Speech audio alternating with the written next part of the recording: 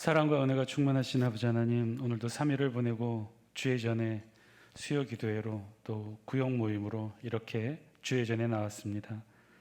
이 시간 찬양의 고백처럼 이 시간 들려주시는 하나님의 하늘의 음성을 통해 우리의 눈에서 눈물을 걷어주시고 예수 이름으로 찬양하며 예수 이름으로 살아내는 우리의 삶의 지혜, 하늘의 지혜를 얻게 하여 주옵소서.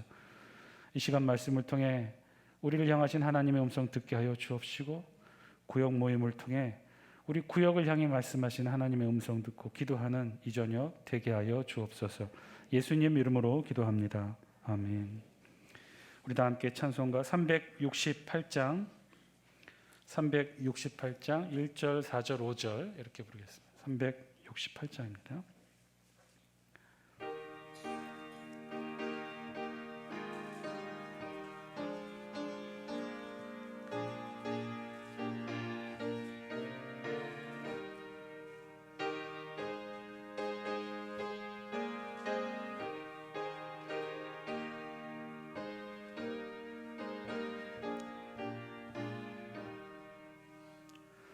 주 예수여 은혜를 내려주사 고충 많게 하옵소서. 이 줄이고 목마른 나의 맘에 주 성령을 부소서. 주 예수여 충만한 은혜 내 영혼에 부소서. 주 예수만 나의 힘 되고 내 만족함 됩니다. 4절입니다. 주 예수여 완전한 주의 사랑 나 받기를 원합니다. 그 사랑이 내 맘에 충만하여 날 기쁘게 하옵소서. 주 예수여 충만한 은혜 내 영혼에 부소서. 주 예수만 나의 힘 되고 내 만족함 됩니다. 내 마음에 임하신 주의 성령 늘 계실 줄 믿습니다. 그는 은사를 나에게 부어주사 주 섬기게 하옵소서. 주 예수여 충만한 은혜 내 영혼에 부소서. 주 예수만 나의 힘 되고 내 만족함 됩니다. 아멘. 이 시간 김민혜 권사님 우리를 대표해 기도해 주시겠습니다.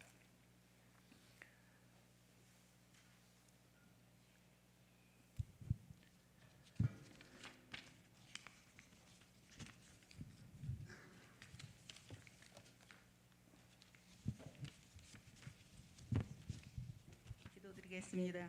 사랑과 은혜가 충만하신 아버지 하나님 은혜를 감사합니다.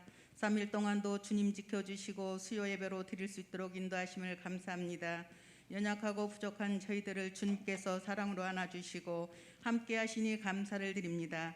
지금 이 시간에 저희들 마음을 새롭게 하시며 은혜의 시간이 되게 하시며 주님의 말씀으로 거듭나게 하시며 기뻐하는 모습으로 변화되게 도와주시옵소서. 자로나 우러나 치우치지 않도록 인도하여 주시옵소서. 이 나라와 이 민족을 사랑하시고 장수교회를 사랑하신 하나님, 코로나 질병으로 인하여 이 땅의 모든 것들이 정상으로 생활하지 못하고 어려움과 걱정과 두려움을 느끼며 마스크를 쓰고 살아가고 있음을 아시잖아요.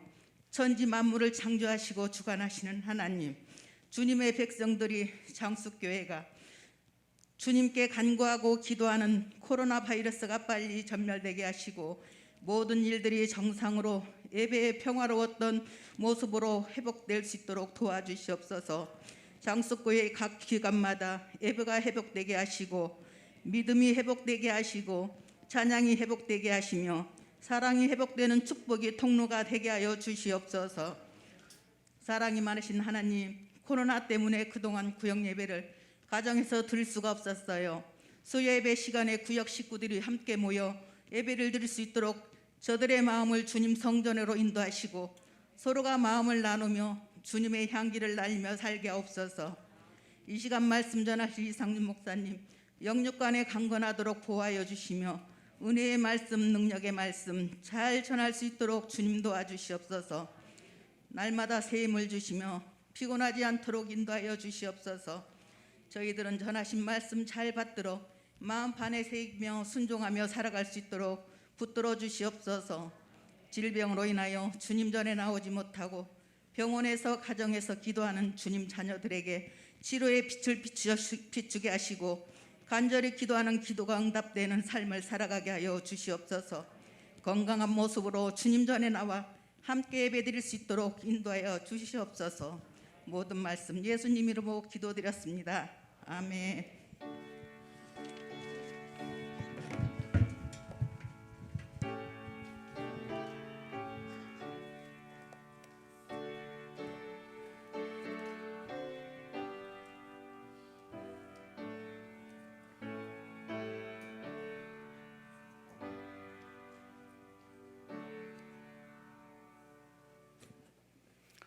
교회 소식 전해드리겠습니다. 오늘부터 우리 구역 모임을 수요기도회로 모임을 시작합니다. 참고로 주보에 없는 광고 한 가지 말씀을 드리면, 오늘부터 수요기도회 예배 형식을 좀 바꿔서 설교 후 한 가지 기도 제목 놓고 통성으로 기도하신 후에 축도로 기도회를 마치고 나면 구역별로 한 10분 정도 제가 시간을 지정해서 알려드리겠습니다. 10분 정도 구역 모임 하시고 구역끼리 기도 제목 나누고 함께 기도하시고 마치시면 그때 다 같이 마치는 것으로 하고, 차량 운행도 그 구역 모임 10분 후부터 차량 운행하도록 그렇게 하도록 하겠습니다. 여러분 불안해하지 마시고 구역 모임 끝까지 잘 하시고 돌아가시면 좋겠습니다. 오늘 바로 이 수요기도회부터 제수요일, 참회 수요일이라고 하는데 사순절이 시작이 됩니다.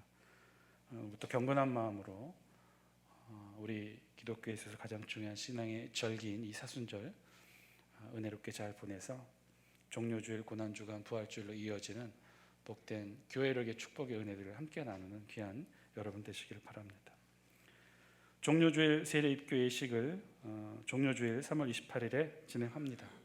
세례 입교 예식 신청받기를 원하시는 분들은 사무실로 신청해 주시기 바라고요. 그리고 주일에 광고 드렸던 것처럼 2020년 작년도 성탄 헌금 총액이 483만 원으로 모아졌고요. 전액 구제 사용토록 하도록 하겠습니다. 장수 장학생 선발 공고는 게시판을 참고해 주시고 신청서를 2월 20일 토요일까지 사무실로 제출해 주시기 바랍니다. 나머지 광고는 주보를 참고해 주시기 바랍니다. 기도하겠습니다. 사랑과 은혜가 충만하신 아버지 하나님, 오늘도 수요기도회 모임에 구역예배로 함께하며 예물을 올려드린 손길들이 있습니다. 정성을 다하고 마음을 다한 손길들 하나님 기억하여 주셔서 하늘의 놀라운 은총과 축복으로 더하여 주옵소서. 예물 속에 담겨있는 간절한 기도의 제목 위에도 하늘의 은총으로 응답의 축복으로 더하여 주셔서 각 가정들마다 소중한 기도의 제목이 응답이 이루어지는 놀라운 역사가 있게 하여 주옵소서. 감사드리며 예수님 이름으로 기도합니다. 아멘.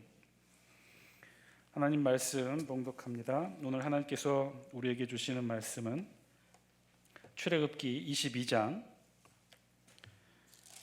출애굽기 22장 21절로 27절입니다. 출애굽기 22장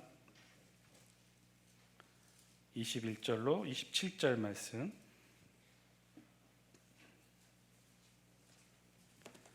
찾으셨으면 저와 여러분이 같이 한 절씩 나누어 교독하겠습니다. 제가 먼저 22장 21절 말씀 먼저 읽겠습니다.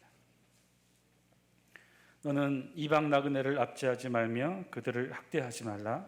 너희도 애굽 땅에서 나그네였음이라. 너는 과부나 고아를 해롭게 하지 말라.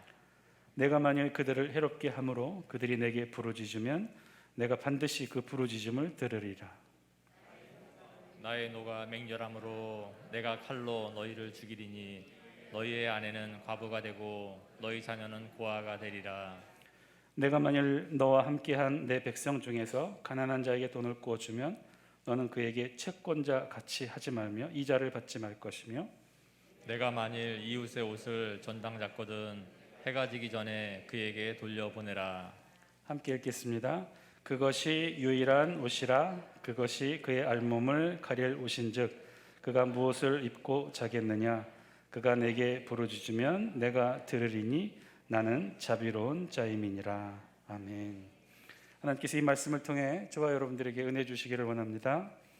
두 번째 이웃이라는 제목으로 하나님 말씀 전하겠습니다. 한 가난한 남자 대학생이 하루 일일 알바를 하게 되었고, 그래서 늦은 시간 알바를 끝내고 지하철을 타고 집에 가게 되었어요.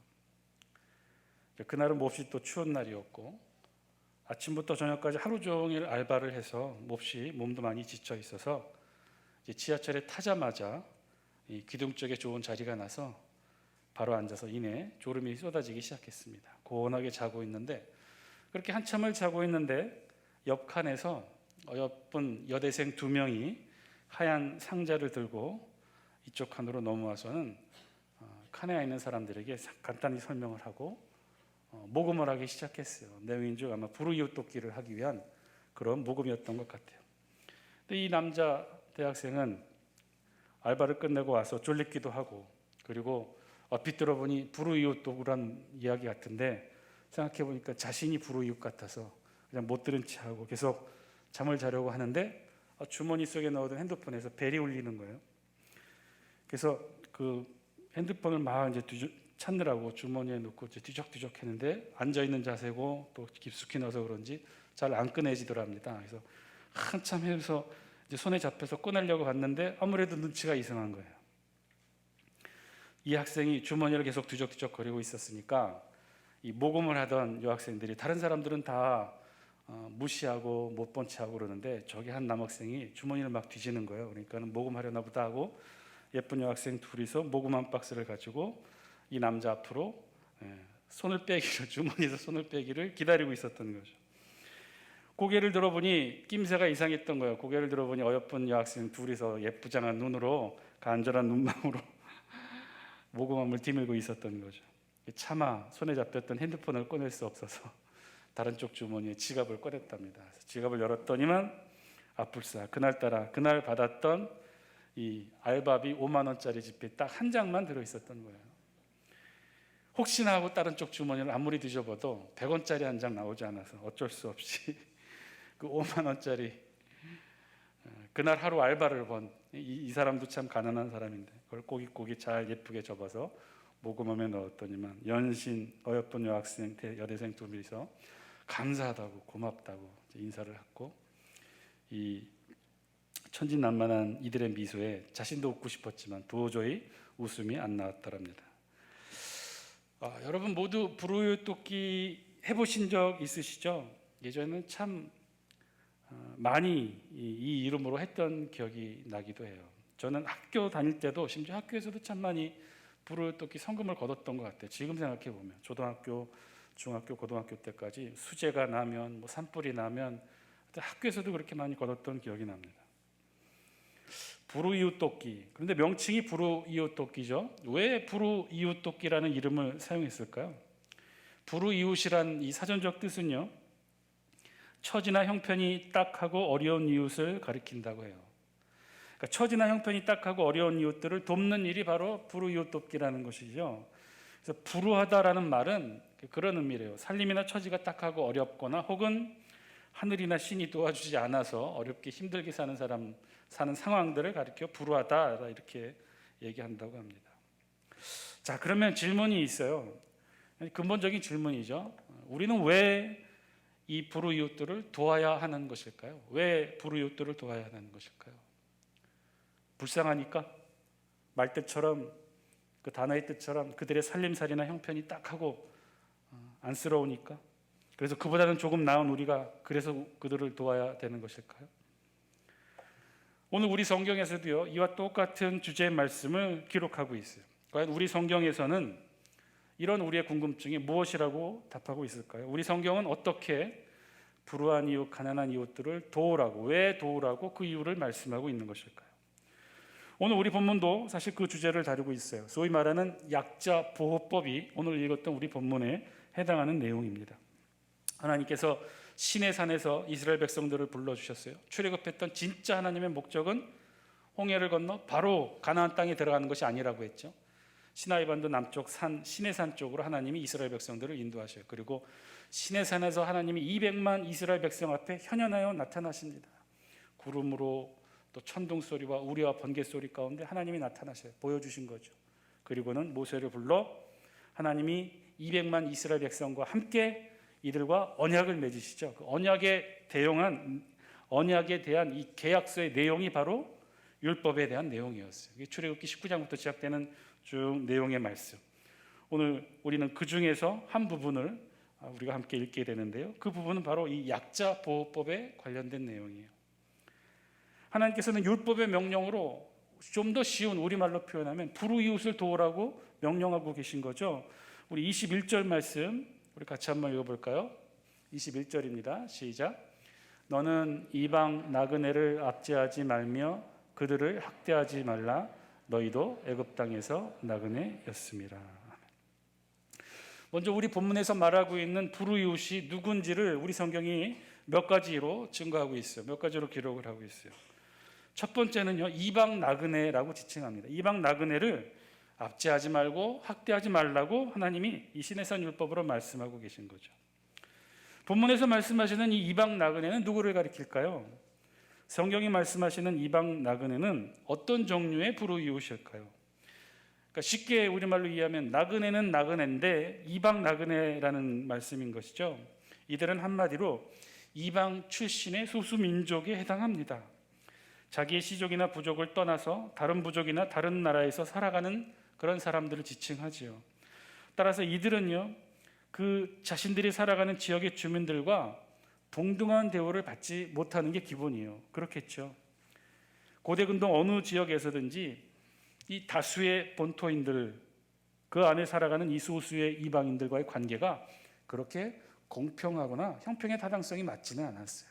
늘 다수의 본토인들이 중심이 됐고 이들을 중심으로 사회 모든 경제적 관계들이 재편이 되어 있었기 때문에 늘 이 소수의 이방인들, 우리 성경 표현에 의하면 이방 나그네들은 늘 소외당하고 불평등을 강요받았겠죠. 특히 우리가 이 잘못 알고 있는 부분 중에 이방 나그네라 하면 이방 민족 출신으로 잠시 있다가 떠나가는 이주민들로 알고 있는데 성경에서 말하고 있는 이 나그네는 그런 뜻이 아니에요. 우리말 번역이 나그네여서 잠시 있다가 또 다른 지역으로 이사를 가는 그런 뜨내기로 생각하는데 그런 정도가 아니라 이 히브리 언어의 의미 이 나그네 깨르의 기본적인 뜻은요, 묵다, 거주하다, 살다라는 뜻이에요. 즉 오늘 우리 성경에서 말하고 있는 이 이방 나그네는 이방 출신인 것은 맞으나 이스라엘 영내에 영구히 함께 들어와 살아가고 있는 사람들을 지칭해요. 그들을 이방 나그네라고 우리 성경에 말했던 거죠. 이들은 이스라엘 백성들과 더불어 살아가고는 있지만 분명히 혈통상으로는 분명히 구분되는 이방인이었던 거예요.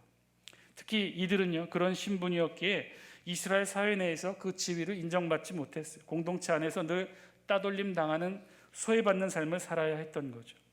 하나님은요, 이처럼 소외되기 쉬운 계층인 이스라엘 공동체 안에 들어와 살고 있는 이방 나그네를 위해 특별히 도우라고 명령하셨던 거예요.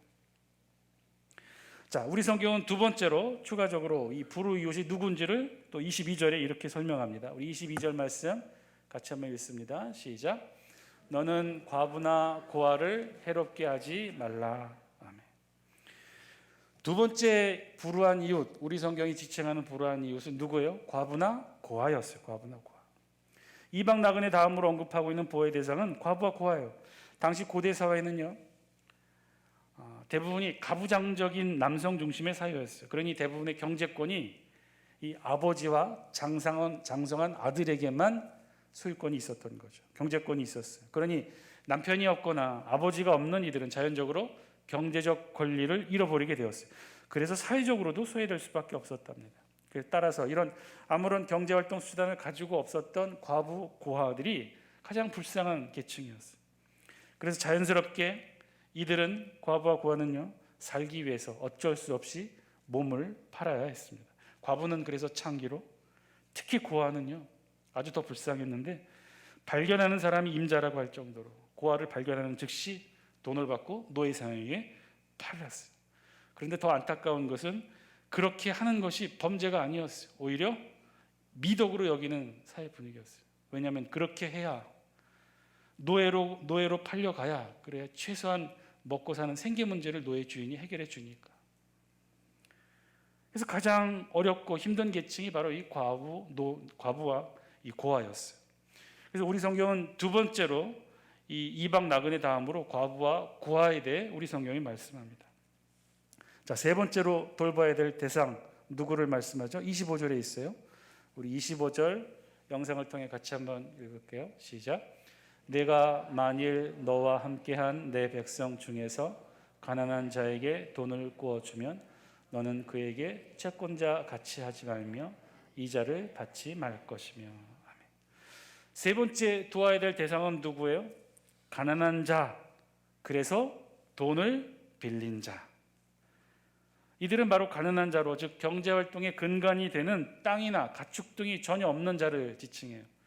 그러니까 경제활동의 근간이 되는 땅이나 가축이 없으니까 이 사람들이 생계를 위해서 어쩔 수 없이 돈을 빌리는 거예요. 돈을 빌려서 땅을 경작하거나 돈을 빌려서 가축을 목축하는 것으로 이들이 생계를 유지해 갈 수밖에 없었어요. 그래서 이로 주로 가난한 자는요, 경제적으로 가난할 뿐만 아니라 역시 마찬가지로 사회적으로도 약자가 될 수 있었어요. 그래서 살기 위해서 양식이든지 생산수단이든지 빌려야만 하는 자들이었어요. 자신의 소유나 힘으로는 절대로 생계를 이어갈 수 없기에 돈을 빌려 생계를 이어가는 자들, 이들을 향해 하나님은 말씀하셔요. 너는 그에게 채권자 같이 하지 말며 이자를 받지 말 것이며.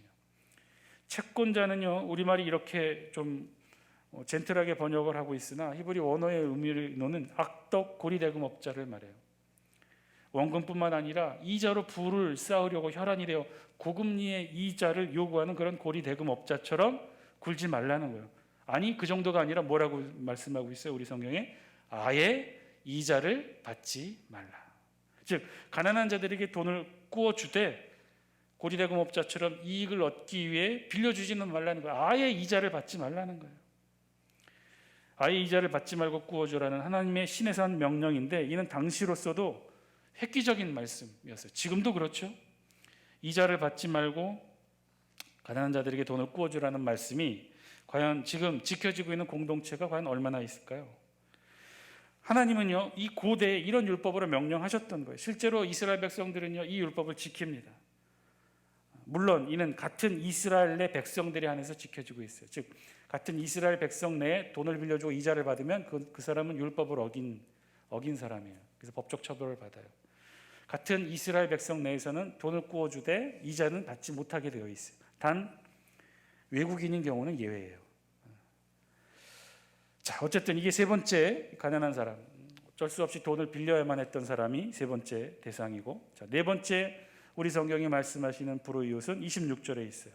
26절 말씀 같이 한번 읽습니다. 시작. 내가 만일 이웃의 옷을 전당 잡거든 해가 지기 전에 그에게 돌려보내라. 네 번째 말씀하시는 불우이웃은요, 바로 옷을 전당 잡힌 자였어요. 여기서 옷, 이 살르마는요, 이 겉옷을 가리킵니다. 히브리인들은 전에도 말씀을 들었다시피 평상시 이 겉옷과 속옷을 아주 철저히 구분해서 입는 습관이 있어요. 아니 목사님, 속옷과 겉옷을 구분해서 입지 않는 사람이 어디 있습니까? 라고 생각하겠지만 우리 정도의 개념이 아니라 속옷은 정말 속옷이에요. 정말 중요 부위만 가리는 속옷. 더우니까 더 덮을 수 없으니까. 그리고 겉옷은 반대로 굉장히 커서 온몸을 다 덮고 가릴 수 있을 두터운 흰색의 천으로 되어 있어요. 아주 속옷과 겉옷이 분명하게 구분이 되어 있는 형태이죠. 이건 중동의 기후와도 관련이 되어 있는데 낮에는 매우 더워서, 너무나 더워서 태양의 열기를 가릴 그늘이 몸 자체로 필요했기 때문에 온몸을 덮을 수 있는 커다란 두꺼운 겉옷이 필요했고요.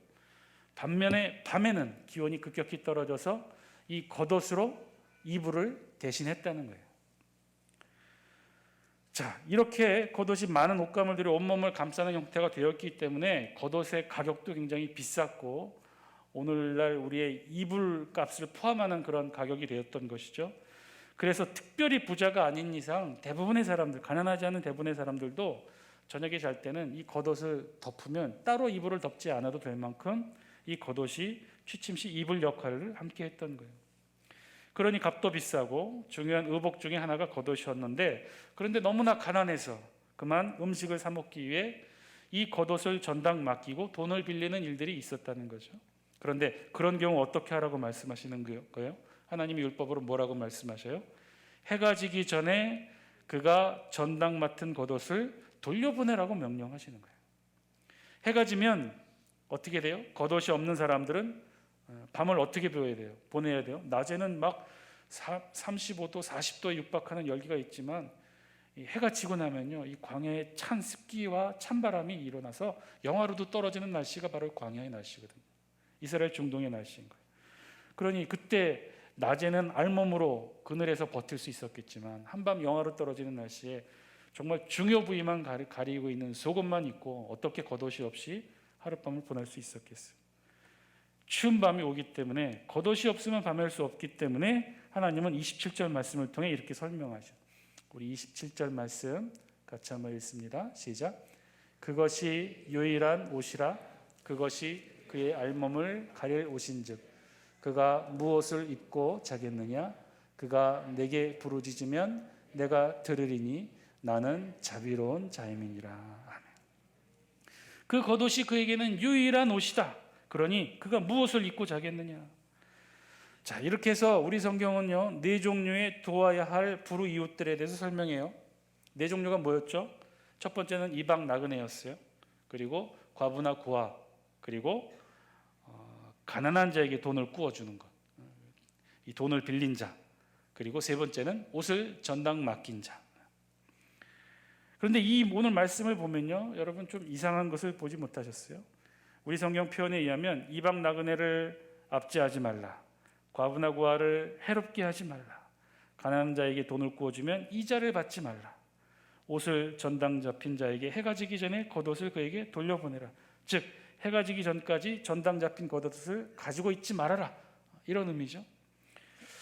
여러분, 우리가 알고 있는 불우이웃에 대한 개념은 뭔가요? 불우이웃은 우리가 어떻게 해야 되죠? 불우이웃은 우리가 도와야 되는 거죠. 불우이웃은 불우이웃을 향해 우리가 베풀어야 되고 불우이웃을 위해 우리가 나누어야 되는 거죠. 모금에 참여하고 그리고 봉사하고 헌신하는 거죠. 뭐 이런 표현들이 불우이웃에 어울리는 서술어적 표현 아니겠습니까? 그런데 오늘 우리 성경은 불우이웃을 좀 나열했지만 그런 표현이 아예 없었어요. 뭐라고 그랬어요? 이방 나그네를 도우라고 말씀하지 않으셔요. 과부나 고아를 도우라고 말씀하지 않으셔요. 돈을 빌린 가난한 자를 도우라고 말씀하지 않으셔요. 옷을 전당 잡힌 자를 도우라고 말씀하지 않으셔요. 뭐라고 말씀하셔요? 이들을, 이방 나그네를 압제하지 말며 학대하지 말라. 분명한 부정 명령어예요. 도우라는 긍정 명령어가 아닙니다.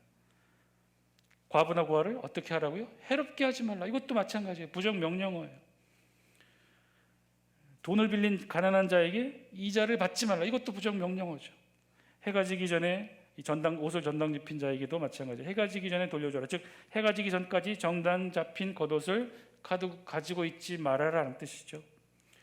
오늘 우리 성경 표현은요, 우리가 지금 알고 있는 그대로 불우이웃에 대해서는 도와주고 베풀고 나누고 봉사하고 모금하고 뭐 이런 표현이 아니라 뭐였어요? 우리 성경은 그런 표현 아예 없고 모두 하나같이 다 부정명령어로 말씀하고 있어요. 왜 그럴까요? 사실 이 부분이 우리가 진짜로 궁금히 여기는 그런 부분인데요. 우리 성경은요, 왜 이들을 도와줘야 하는지 그 이유에 대해 알 수 있는 중요한 해답이 바로 여기 있기도 합니다. 우리 성경은 불쌍하고 가난한 이웃들, 즉 이방 나그네, 과부와 고아, 돈을 빌린 채무자, 겉옷을 전당 잡힌 자 등등을 도우라고 말씀하고 있지 않아요. 엄밀히 말하면 우리 성경은 한마디로 이들을 괴롭히지 말라고 말씀하고 있어요. 한마디로 성경은 불우한 이웃을 도우라는 명령이 아니라 이들을 괴롭게 하지 말라는 명령인 것이죠. 왜 그럴까요? 왜 우리 성경은 이렇게 말씀하시는 걸까요? 우리 마지막 네 번째 한번 볼까요? 겉옷을 전당 잡힌 자의 옷을 해가 지기 전에 돌려주라고 명령하시죠. 그리고 그 이유를 27절에 이렇게 설명하셔요. 무엇 때문에 겉옷을 돌려주라고 말씀하셔요? 우리 같이 한번 읽겠습니다. 27절 시작. 그것이 유일한 옷이라 그것이 그의 알몸을 가릴 옷인즉 그가 무엇을 입고 자겠느냐? 그가 내게 부르짖으면 내가 들으리니 나는 자비로운 자임이니라. 아멘. 오늘 우리 성경이 무엇 때문에 옷을 전당 잡힌 자에게 그 옷을 해가 지기 전에 돌려주라고 말씀하고 있는 거예요? 그가 불쌍해서? 그가 겉옷이 없으면 추운 밤에 덮고 잘 이불이 없으니까? 동사할까 봐? 물론 그런 이유도 담겨 있겠죠. 그런데 더 정확하게 27절에서 말씀하고 있는 그 이유는 그 이유가 아니에요. 그 이유를 뭐라고 말씀하셔요? 27절에 보면 뭐라고 그랬어요? 그가 내게 부르짖으면 내가 들으리니. 물론 그 옷을 전당 잡힌 자가 입고 잘 옷이 없기 때문에 해가 지기 전에 돌려주라는 명령을 하신 이유이기도 해요. 그러나 27절에는 보다 더 근본적인 이유, 겉옷을 전당 잡혔지만 해가 지기 전에 돌려주라고 명령하시는 그 근본적인 이유에는요, 바로 여기 있다는 거예요. 그가 내게 부르짖으면 내가 들으리니. 겉옷을 전당 잡혀 속옷으로, 그래서 거의 알몸인 상태로 영화에 추위에 떨며 밤을 보내야 되는 그가 추위에 떨면서 하나님께 부르짖어 기도할 것이고, 그러면 그의 기도를 내가 듣게 된다. 그러니 해 지기 전에 돌려주라는 거예요. 과부나 고아도 볼까요? 22절 뭐라고 그랬어요? 너는 과부나 고아를 해롭게 하지 말라고 했죠. 왜 그랬을까요? 과부나 고아를 도우라는 명령이 아니에요. 과부나 고아를 해롭게 하지 말라는 거예요. 왜 그랬을까요? 왜 하나님은 이렇게 명령하셨을까요? 왜 도우라고 명령하시지 않고 왜 해롭게 하지 말라고 명령하셨을까요? 그 이유도 마찬가지예요. 그 이유의 핵심은요, 과부와 고아가 불쌍해서가 아니라는 거예요. 23절 우리 같이 한번 읽겠습니다. 23절입니다. 시작. 내가 만일 그들을 해롭게 함으로 그들이 내게 부르짖으면 내가 반드시 그 부르짖음을 들으리라. 여기에도 있죠. 왜 과부나 고아를 도우라고, 잘 보살피라고, 그 이유가 불쌍해서 이들을 잘 보살피라는 게 아니에요. 우리 성경은 그렇게 말하고 있잖아요. 물론 불쌍하죠. 그러나 우리 성경이 불쌍하기 때문에 이들을 도우라고 말씀하지 않아요. 해롭게 하지 말라 부정 명령을 내리신 이유가 바로 여기 있던 거예요. 그 이유도요, 옷을 전당 잡힌 자와 똑같다는 거예요. 해롭게 함을 당하고 괴롭힘을 당한 과부나 고아가 부르짖어 하나님께 기도를 하게 되면 하나님은 그 기도를 들을 수밖에 없고 반드시 응답하시기 때문이라는 거예요. 그러면 하나님이 그들의 기도에, 과부와 고아의 부르짖는 그 기도에 응답하시면 어떤 일이 일어나느냐? 24절 우리 함께 읽겠습니다.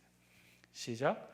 나의 노가 맹렬함으로 내가 칼로 너희를 죽이리니 너희의 아내는 과부가 되고 너희 자녀는 고아가 되리라.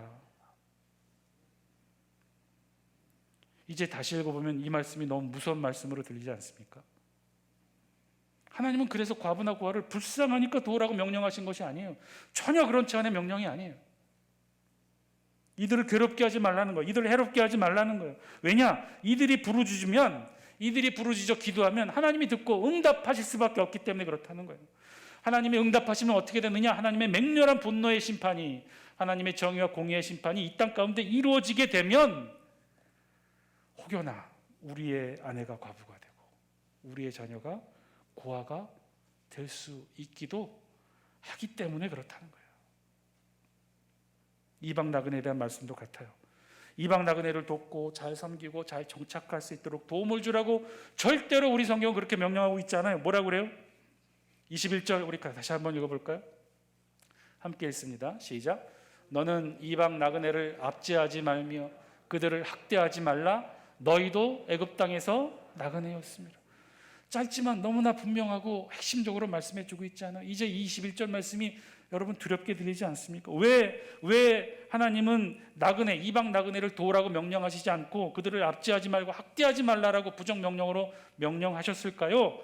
이유는 단 하나예요. 너희도 애굽 땅에서 나그네였다. 이 말씀 뒤에는 뭐가 있을까요? 그러니 언제든지 너희도 나그네가 이방 나그네와 똑같은 처지가 될 수 있을 것 아니냐? 그러니 그들을 학대하지 말고 압제하지 말라는 거예요. 사랑하는 장수교 성도 여러분, 오늘 말씀을 통해 우리에게도 주신 하나님의 음성 저와 여러분들이 들을 수 있게 되길 바랍니다. 하나님은요, 우리 성경은요, 절대로 이들이 불쌍하니까 불우이웃을 도우라고 말씀하시지 않아요. 성경은 불우한 이웃을 도우라고 절대로 명령하시지 않아요. 그들을 압제하지 말고 학대하지 말라고 명령하셔요. 그들을 해롭게 하지 말라고 말씀하셔요. 이자를 받지 말고 해가 지기 전에 전당 잡힌 겉옷을 돌려주라고 명령하셔요. 왜 그렇죠? 이유는 간단해요.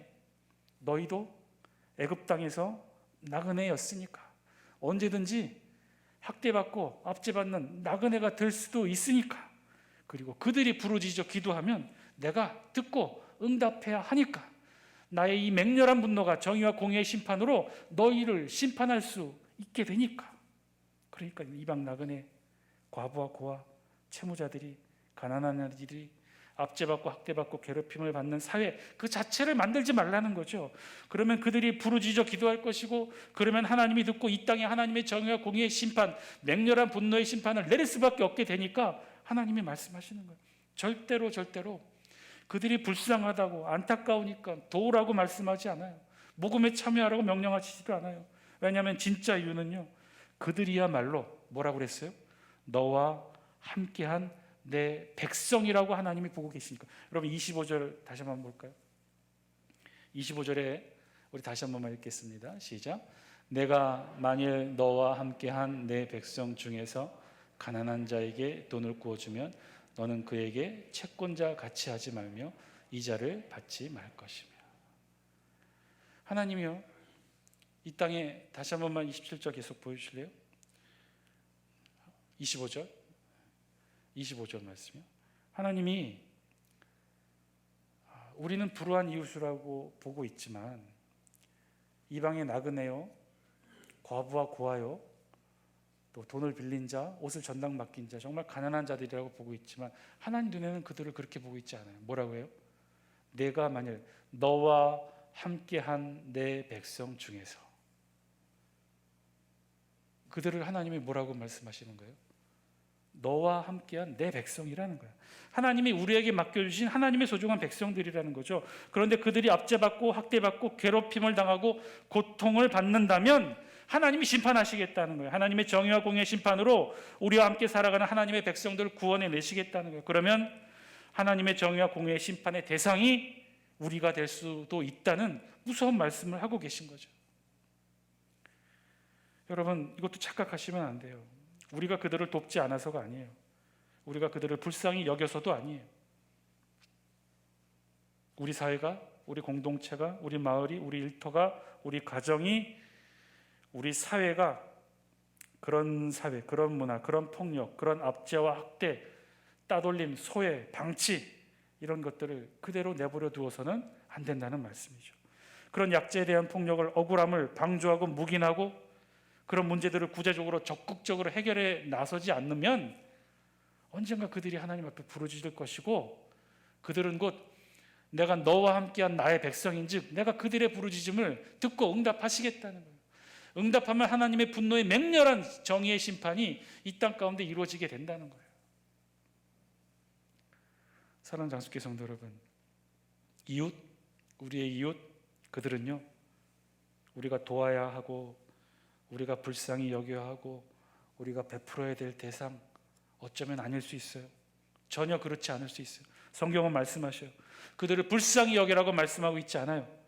너와 함께한 내 백성, 즉 우리와 함께 살아가는 하나님의 백성들이 바로 그들이고 우리 모두라는 사실을 깨닫게 하고 있어요. 즉 그들이 건강함의 여부가, 그들의 온전함의 여부가 그들이 상처받지 않고 압제받지 않고 괴롭힘을 받지 않고 건강하게 안전하게 살아가는 그 여부가 바로 우리의 삶에 직결되는 문제라는 것을 하나님은 오늘 말씀을 통해 우리에게 말씀해주고 있는 거죠.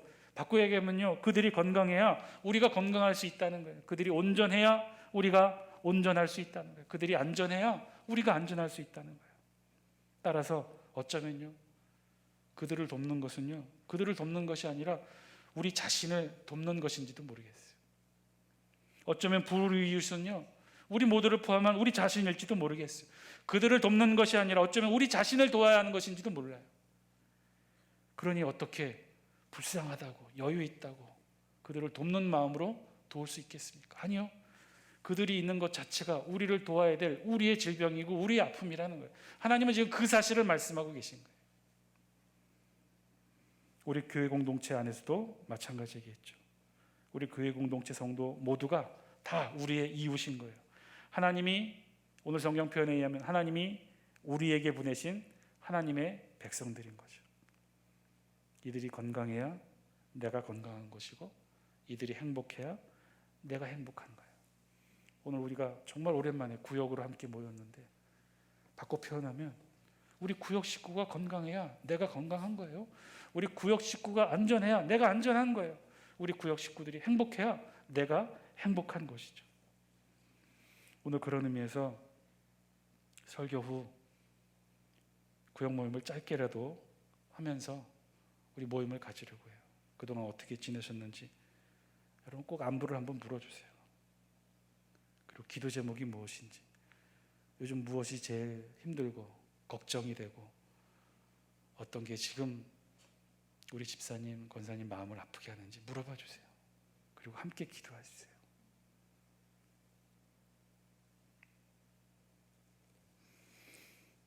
오늘은 사순절이 시작되는 제수요일입니다. 제수요일. 그래서 영어로는 애쉬즈 윈즈데이라고 해요. 정말 제수요일이에요. 제. 그래서 이 애쉬는요, 제를 의미합니다. 이 종려나무 가지를 태운 것으로 제를 만들어요. 그리고 그것을 물에 개어서 손에 발라, 그리고 어디에다 바르고 시작하냐면요, 사진 한 장 보여주실래요?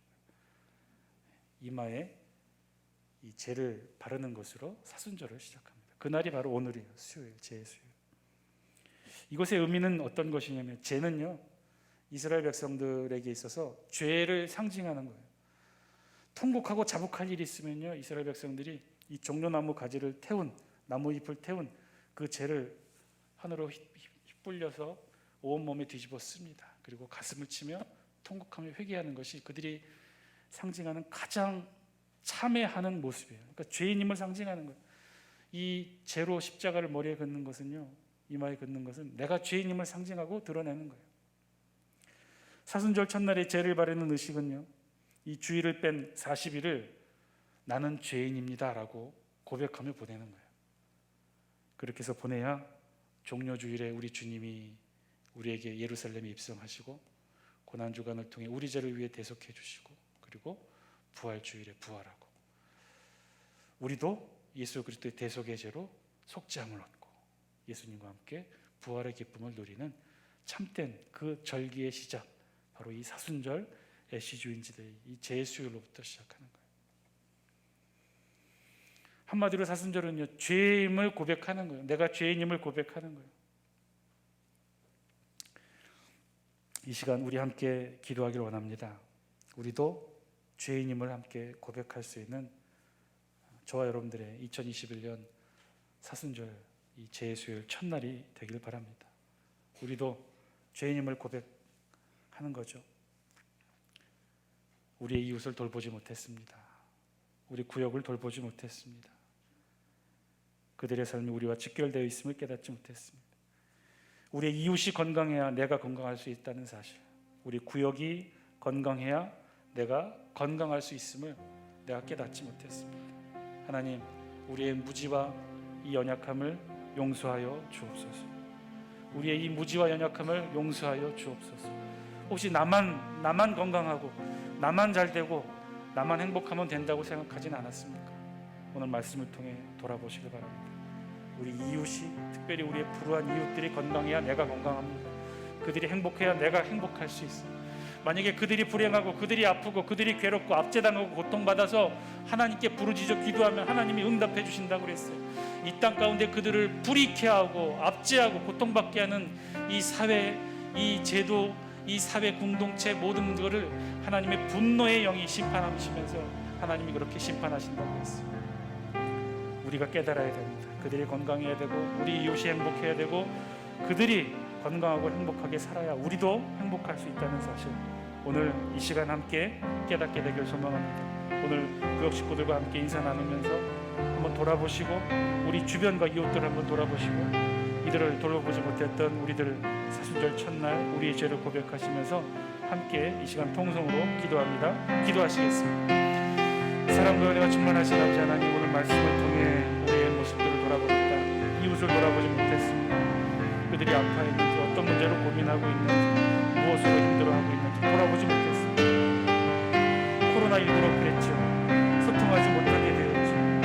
그러나 아버지 하나님, 우리의 마음마저도 닫고 살지는 않았는지, 코로나를 핑계를 대며 우리의 마음마저 귀마저 닫고 살지는 않았는지, 우리 옆집이 어떻게 힘들어하고 우리 구역 식구들이 무엇으로 아파하고 고통하며 눈물을 흘리고 있는지 듣지 못하고 알지 못하고 그런저런 이유로 외면하며 살아오지는 않았는지 이 시간 돌아보게 하여 주옵소서.